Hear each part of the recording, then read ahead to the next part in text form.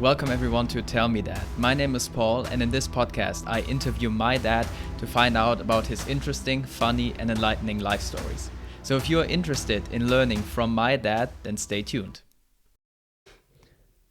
So Dad, last time we left off after your first work experience. You found the job offer at the blackboard of your company and, well, you got into your boss's office and, well, he decided that you were the right person for the job and you got the job in America.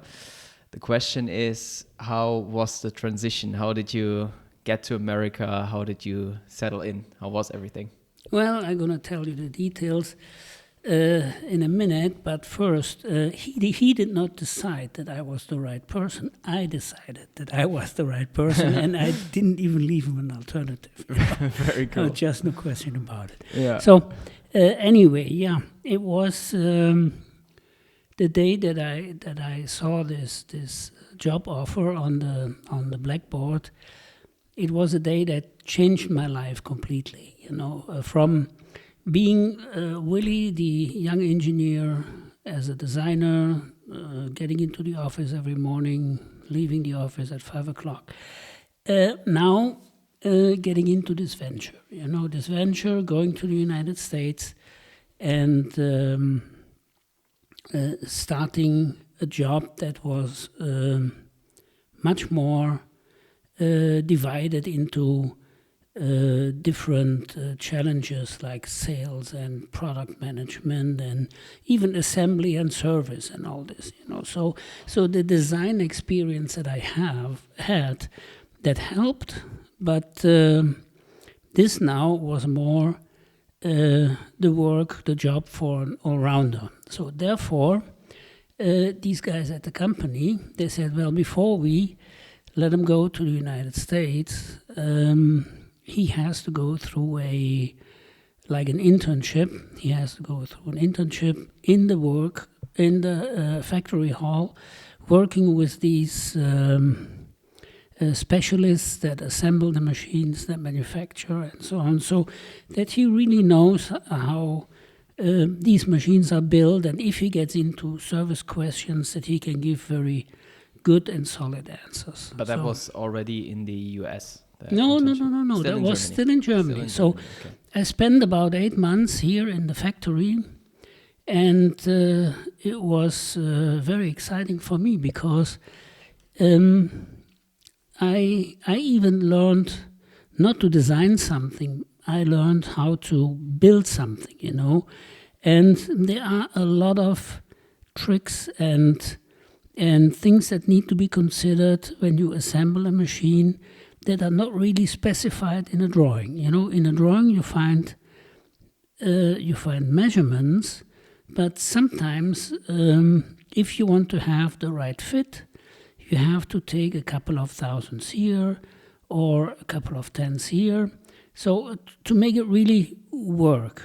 And I never forget that time, because it was actually the basis for me to become really a all-rounder, someone that could design, assemble, do service, and so on. So anyway, and then the big day came, and the flight was scheduled to go from Frankfurt to New York City, JF Kennedy Airport, and then from JF Kennedy Airport to Detroit City. Motown, Detroit City.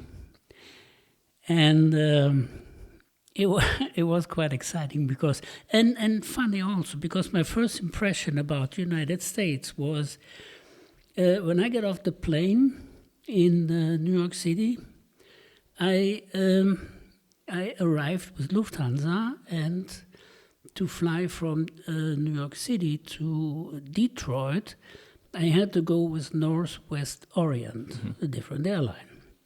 So I picked up my bags, my suitcases, because they have not been checked through all the way. So I had to pick them up and check them in with Northwest Orient again. So I got out of the terminal and went to the taxi stand And there was a taxi driver, and I said, well, sir, with my school English, could you please bring me to the terminal of Northwest Orient? And he said, well, are you sure? And I said, of course, I need to go to Northwest Orient, quick like. And he said, yes, sir, no problem at all. And, the airport of JFK, it's like a circle, it's round. And so I got into this car, and he drove me like 360-degree circle all the way, and about 10 meters in front of the place where I got into the taxi, he stopped and he said, well, sir, we arrived and this is the building where you find Northwest Orient. And I said, no, you are kidding, because this is the building that I get out of. Yeah. And he said, well, it's the same building that also is used by Northwest Orient. And he said, well, why didn't you tell me? And he said, well, you didn't even let me tell you. You didn't even give me a chance to explain, so I just did what you wanted me to do. Well, it was kind of an experience, especially when he said, sir, and that's about $20. So I paid my $20, but I learned my first lesson. Yeah. And that was, you have to talk to people, you have to ask for advice, and when you give someone an order to do something, you better stick to it. When you get into an agreement, you better pay for it. This is very, very important, especially in the United States. Anyway, so I got into that building again. Of course, the taxi driver and his colleagues, they had a big laugh, and sure. So I made their day, Yeah, the German coming to the US. And German coming to the US, Willi, here I am, yeah. So I got into that building, found my way to Northwest Orient, and got into this gate. And there was a big 747. And on the way to New York City, it was a DC-10 from Lufthansa, and that was actually the first time that I got into an airplane, and my first flight was 25 years, so.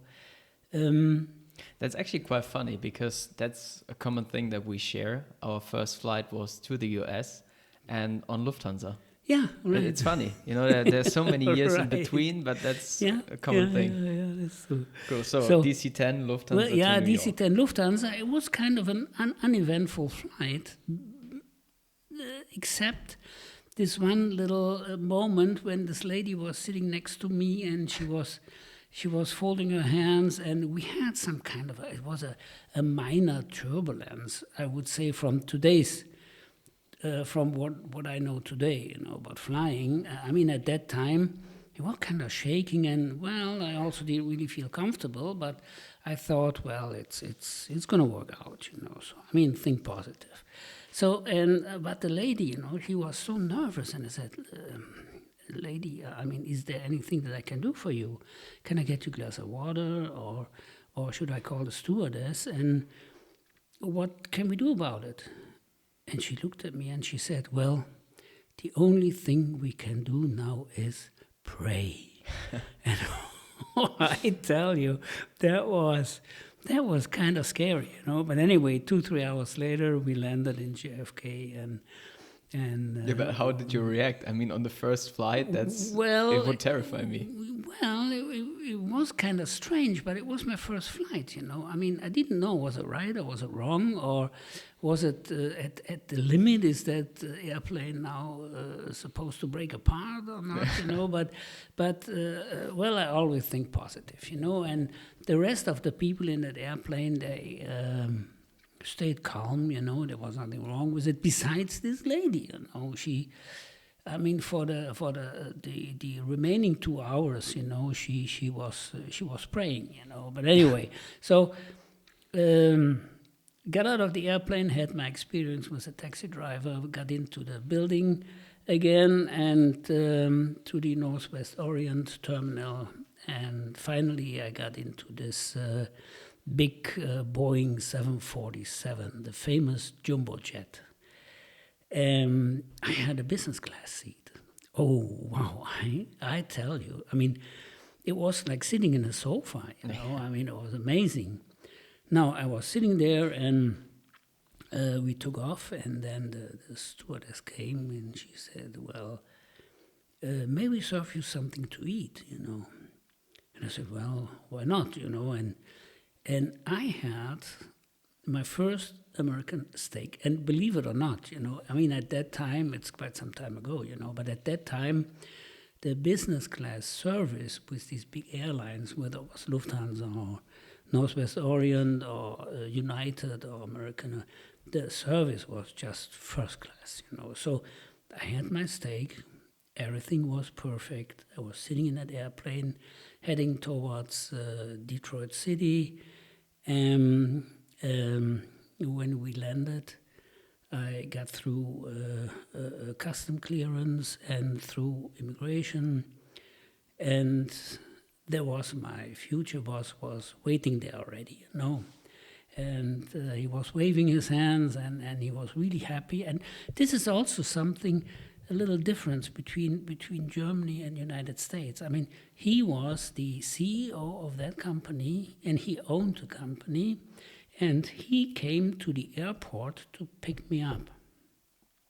I mean, I was just an employee, but he came to pick me up.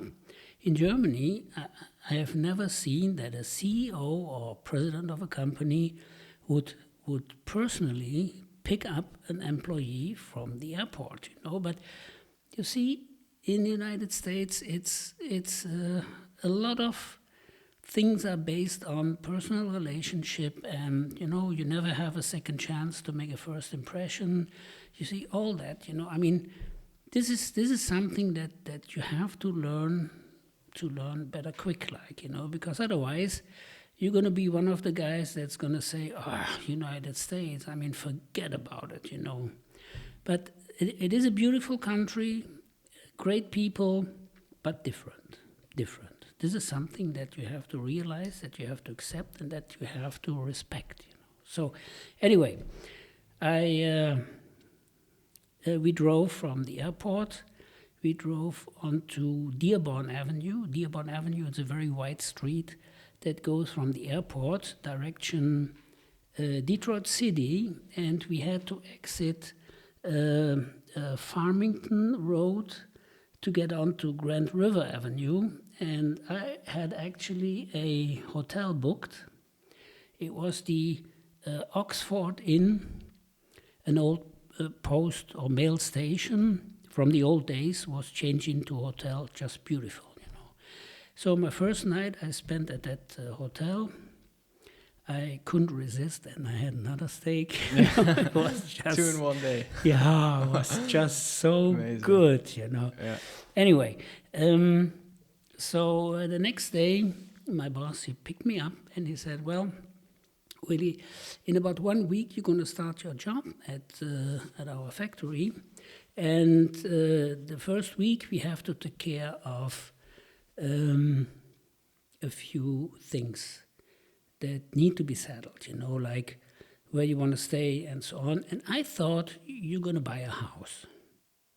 And I said, oops, a house? Yeah, he said, I bought a house already for you, and don't worry about the money. I give you the down payment, and you take care of the monthly installments, the mortgage, and that's it, you know. And we're gonna drive by the house now, and you're gonna like it, you know.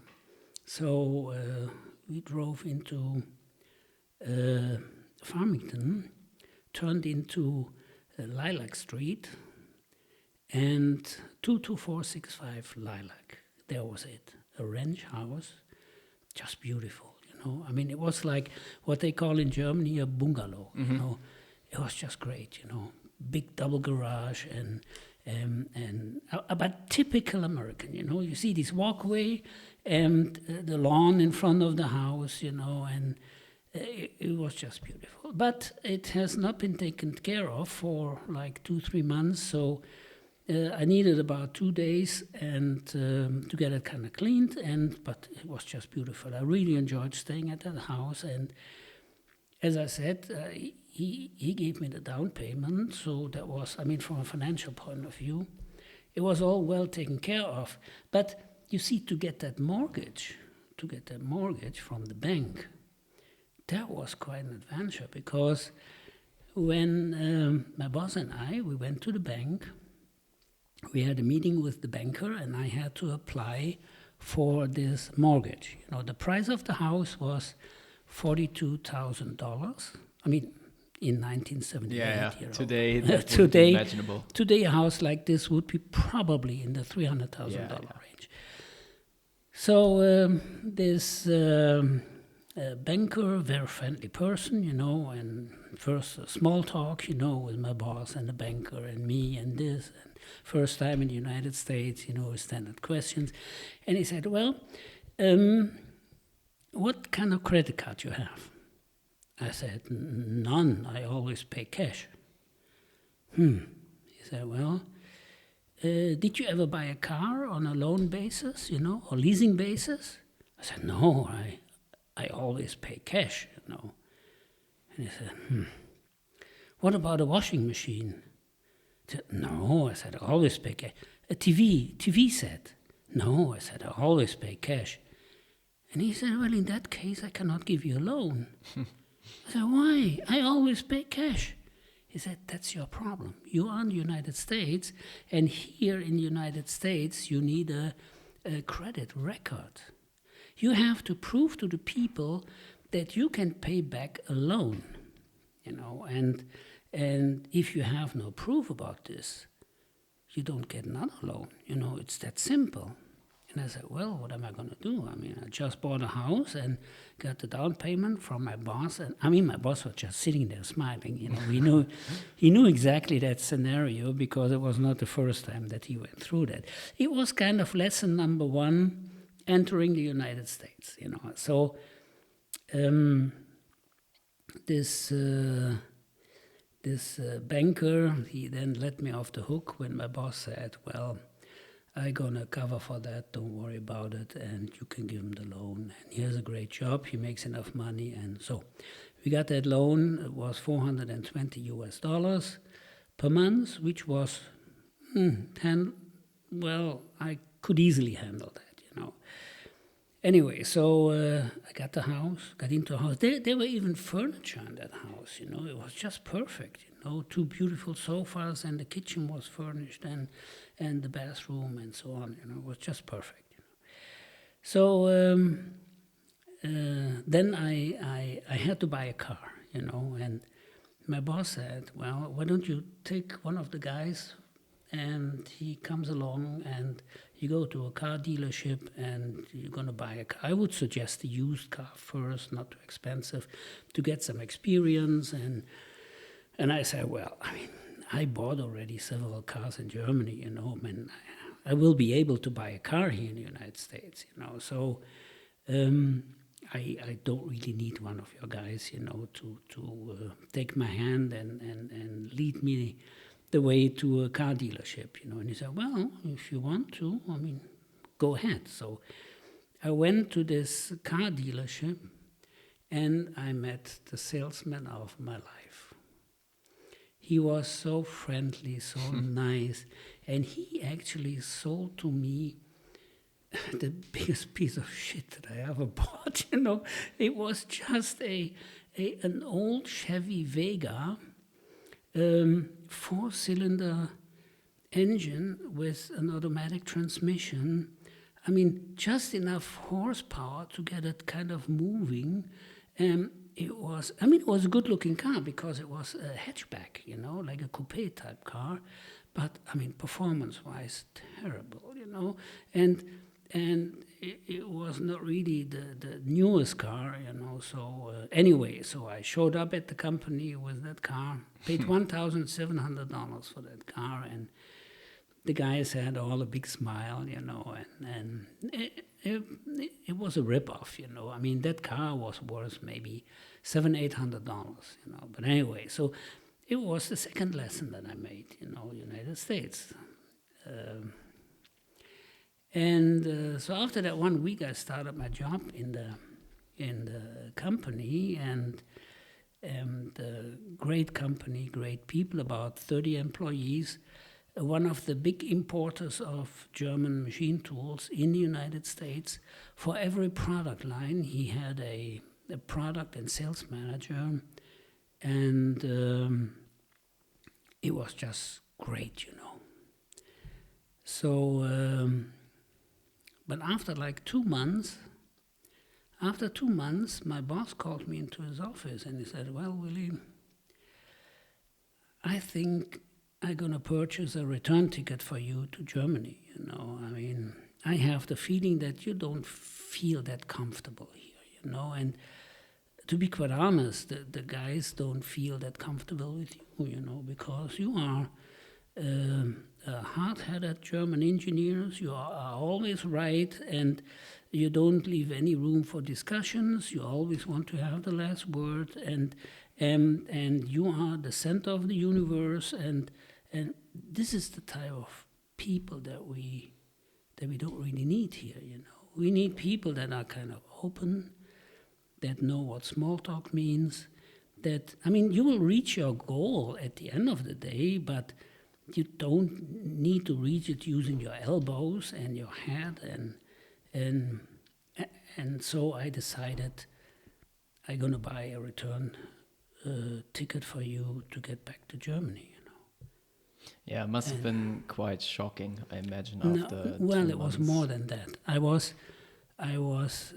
First, the first thought was, what the hell did I do wrong, From a technical point of view, there was just nothing to complain about.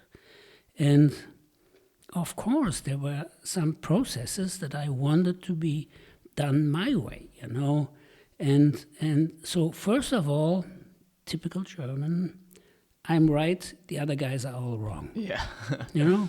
So, but the second thought was, when this man in front of me, very smart man, living already 20 years in the United States, built up a beautiful company, he must have a reason for that, to say that, And I was more than shocked, I was speechless, I said, "Well, Carl, do me one favor.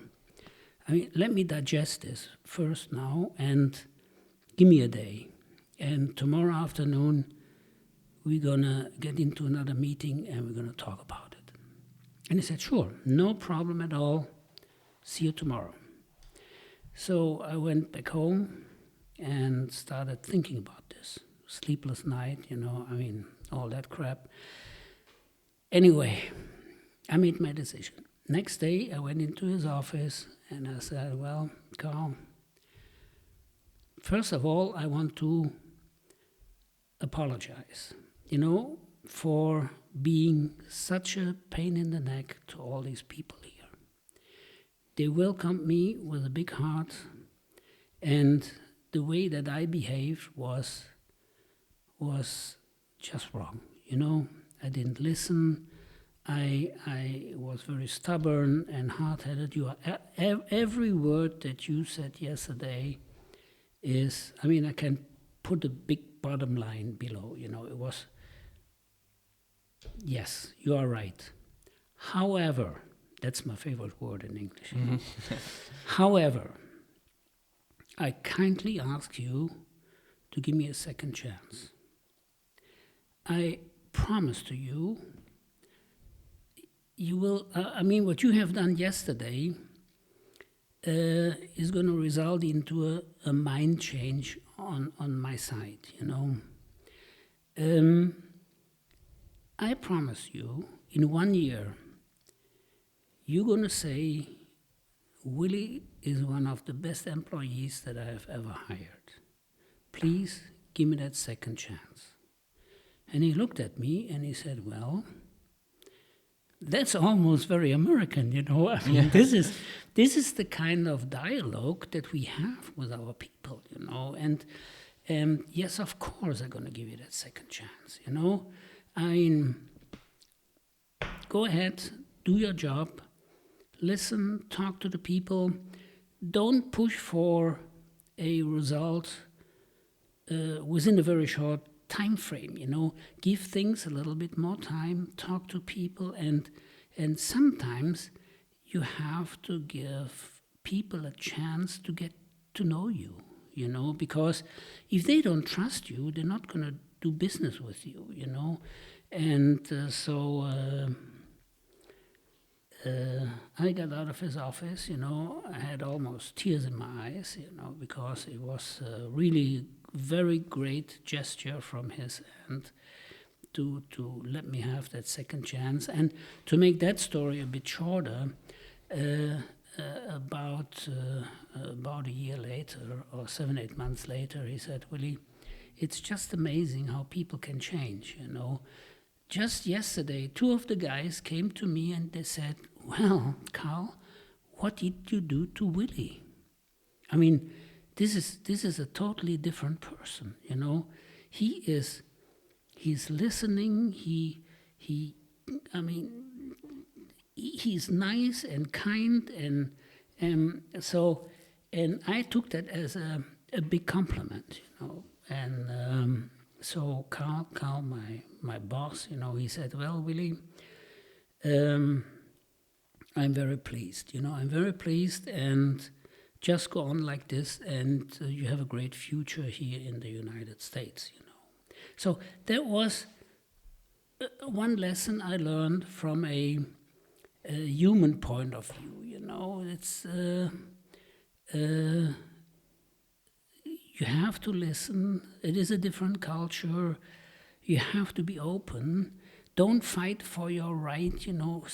You see, other people can also be right, maybe in a little bit different way. But, I mean, before you make final decisions, listen to them, you know. So there was this learning experience.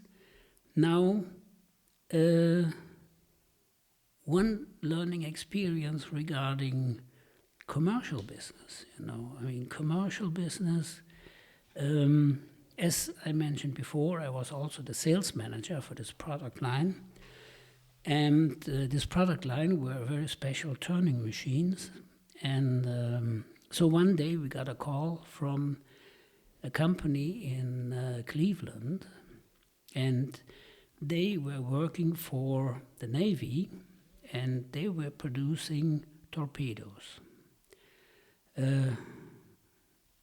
Well, it's not one of my favorite products, but anyway, you know, I mean, they were making torpedoes. That was just a fact at that time. And they were looking for a turning machine to make these torpedo tips, you know. So I went down there. I had a quotation with me.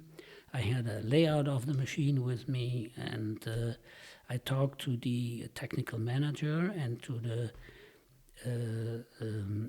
purchasing agent, and believe it or not, I got my first big purchase order in the United States for 2 machines. 2 machines, total order value $980,000 US, you know. It's crazy, especially at that time. I mean, and I was alone. I was all on my own, and I got this purchase order, and of course I got into my car, drove all the way back to Detroit, and got into the office of my boss, and I said, "Listen, Carl, I got that purchase order, 2 machines, you know, and I didn't even have to give a discount. Can you imagine that?" He said, "That's great, you know." So there was full profit in it, you know. I mean, it was just perfect, you know. And he said, "Well, did you talk to these people about securing the exchange rate, US dollars and Deutschmarks? You know, are they going to buy futures, or are we going to buy future? Normally it costs about 2% to tell the bank, listen, in 8 months or 9 months, 2 machines are coming in, and we have to pay so much Deutschmarks. But we have only dollars, so at that time we need this amount of Deutschmarks. And the bank is going to say, Well, then you have to buy futures. You have to buy the Deutschmarks now. We hold them until that day. This is a fixed exchange rate, but it's going to cost you like 1%, 2%, you know. And I said, no, I was not really aware of that this needed to be done. And he said, well, don't worry, you know, this is a standard procedure for us. You will learn, you know. I mean, but how about this? Tomorrow morning we get into the car. Cleveland is not that far, 3 hours. And we're going to go there. I call these guys and we have another meeting with the purchasing agent. And I said, yeah, sure. I mean, if you want to. And I mean, to me, it was kind of embarrassing, you know. Yeah. I mean, I closed that deal and we had handshake and now going back but it's a different world, you know. These people, when you talk to them and explain that to them, they understand, you know. I mean, I was almost about to tell my boss, oh, come on, don't be so tight, you know. You have like a 10% profit in that deal, and what do you worry about the fucking 2%? Yeah, no, of you course. know. But he was a businessman, 100% businessman, you know. So we went down to this company. We had an appointment at 11 o'clock, and first about an hour small talk, you know, about this and that. Or the guy, the purchasing manager was, I mean, fisherman, you know. I mean, fishing was his passion, you know, and he told us story about the last big whatever it was, you know, that he caught and so on. So, and then my boss said, well, first of all, I was so happy with Willi, you know, and he came back and you placed this purchase order to him, with him, and it was just, it's his first purchase order here in the United States, you know, and I am so proud, you know, and so, but there was one issue that he didn't really know about, you know, that, I mean, you as a professional buyer, you know that, you know, and it was this securing the exchange rate, Deutschmark against US dollars, you know, and that's going to cost us about 2%, you know, of the total. It was about $18,000, you know, it's a lot of money, you know. It was actually additional profit because the company had an account in Deutschmarks and also an account in US dollars. Yeah, okay, I see. And anyway, so I see. so the purchasing manager is, well, yeah, I do understand, you know. I mean, this is something that makes sense. And if you don't mind, we enter this additional clause here for securing the price and making it a fixed price. We pay an additional $18,000, and then it is a fixed price, you know.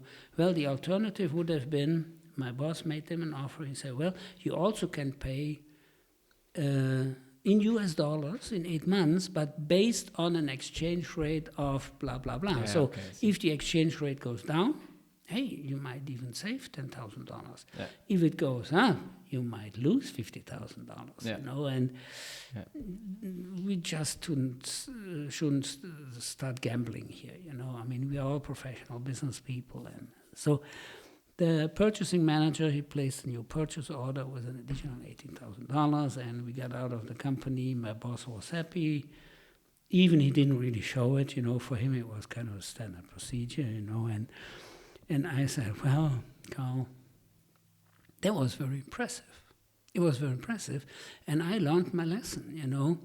It is something that there will probably even more of these things, you know, but this was something that I know how to take care of in the future. And he said, well, this is what it was all about. And you know what we're going to do now is I'm going to invite you to have lunch with me. And I said, well, wait, come on, Carl, don't have to do that. Typical German way. Yeah, of course. American says, hey, great, super, where are we going to go? Yeah. You know? But Germans say, no, always you don't, declining. you don't have to do that. And so he said, yeah, come on, don't worry. So 50 minutes later, he was getting into the driveway of a McDonald's, and he bought 2 vanilla milkshake. That was the lunch. You know? So amazing. crazy, crazy. But anyway. But seems like he was a great boss and also had a sense of humor. Well, he turned into one of the best, probably the best boss I ever had. Yeah. But he also turned into one of my best friends. Okay, I see. He and his family, I mean, he was married to a American lady, which is kind of a risk, Germans getting married an American lady. Yeah. I can tell you different stories now, but I'm going to spare that. Yeah. She was just a very charming lady, 2 beautiful kids, and just great family, So that was my first lesson into how to sell from a commercial point of view. And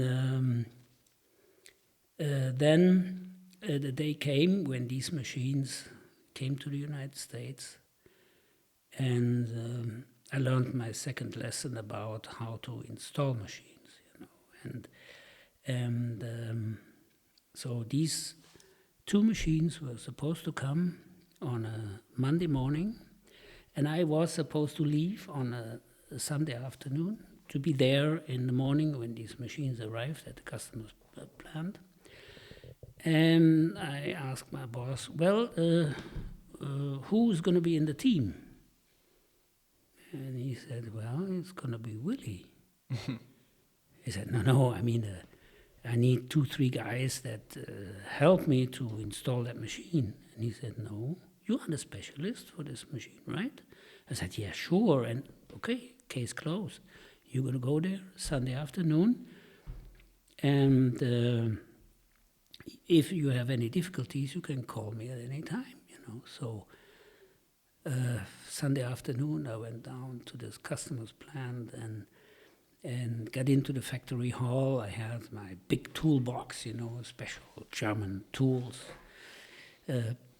and walked to the place where these 2 machines were supposed to be installed, and put my toolbox there. I had my working clothes on, and then the plant manager came, and he said,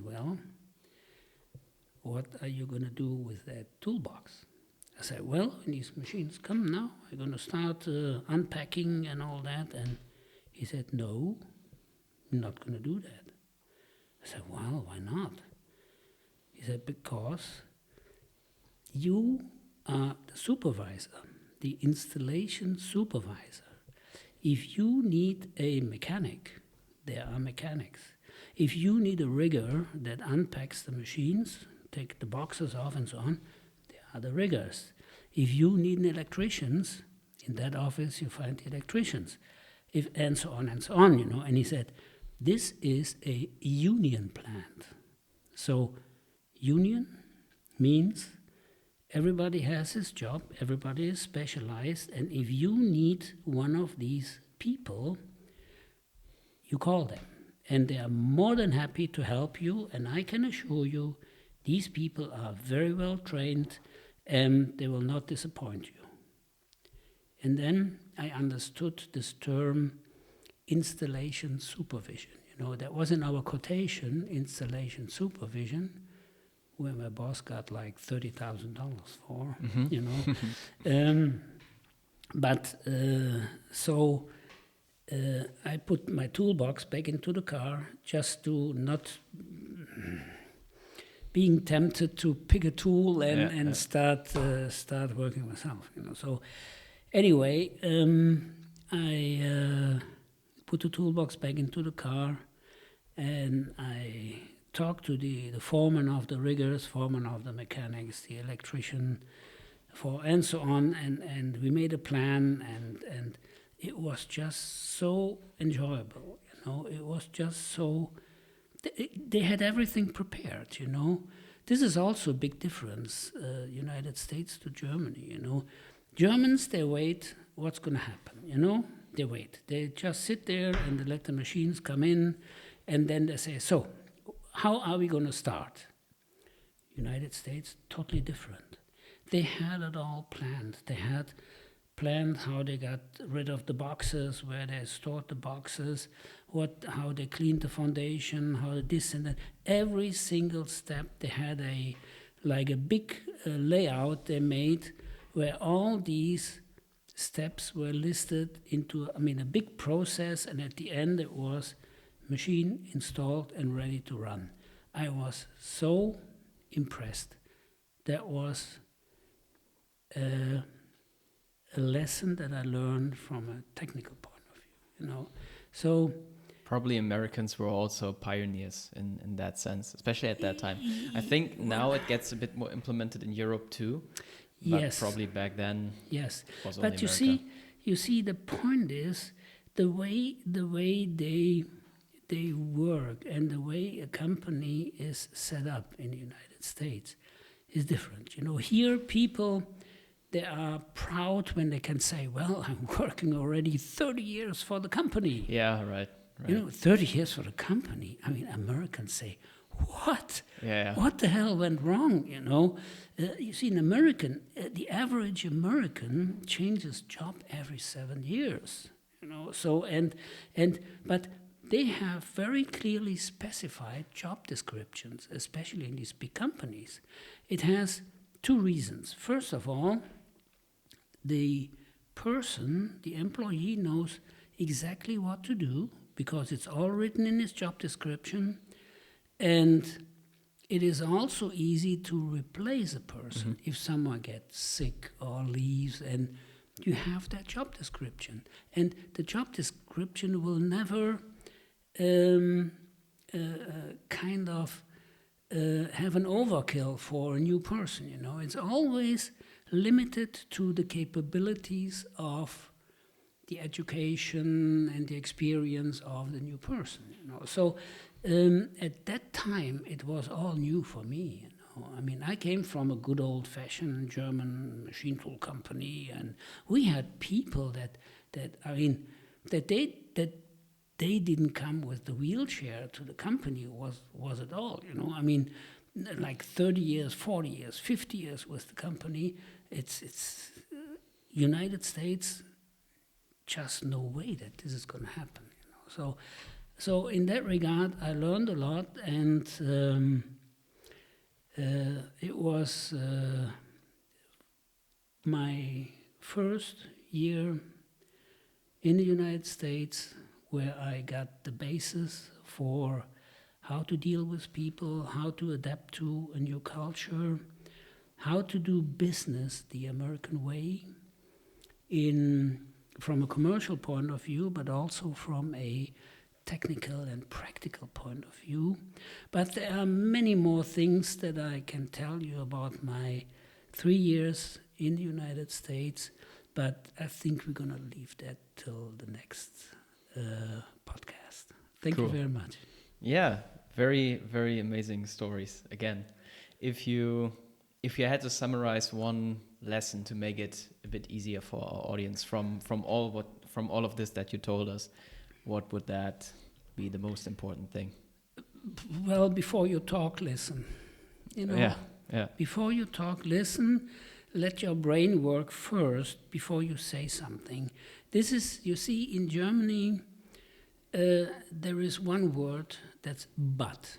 You talk to someone, you say 3 words, and you hear already this, well, but. Yes. Yeah.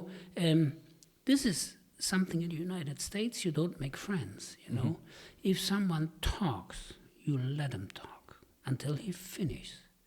And when he finishes, you have a chance to reply.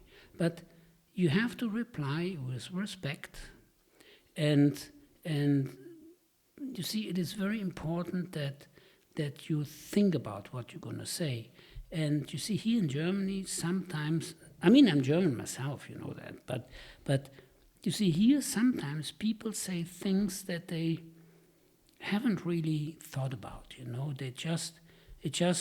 they spit it out, and this is something that Americans don't like it and don't appreciate at all, So before you talk, listen. This is the message. Amazing advice. Amazing advice. I appreciate it so much. Seriously. Anytime. Yeah. Thank you everyone for listening to this episode. I hope you enjoyed it and learned something from my dad. If you're interested in how his story continued, then make sure to tune in again next week for some more lessons. Also, make sure to share this podcast with your family and friends. I would love to see you again next week. Until then, have a good time.